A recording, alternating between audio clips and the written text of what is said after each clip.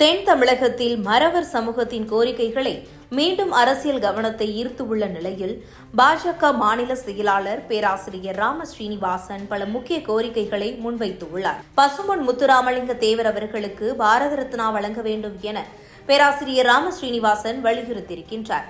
DNC மக்கள் தொகை கணக்கெடுப்பு நடத்த வேண்டும் எனவும் கோரிக்கை விடுத்துள்ளார். மறவர் நல வாரியம் அமைக்க கோரிக்கை வைத்துள்ளார். கள்ளர் பள்ளிகள் தொடர்பான அரசாணையை ரத்து செய்ய வேண்டும் என்கிறார். தேவர், புலித்தேவர், மருது பாண்டியர் உள்ளிட்ட பெயர்களில் அரசு விருதுகள் வழங்க வேண்டும் எனவும் அவர் குறிப்பிட்டுள்ளார்.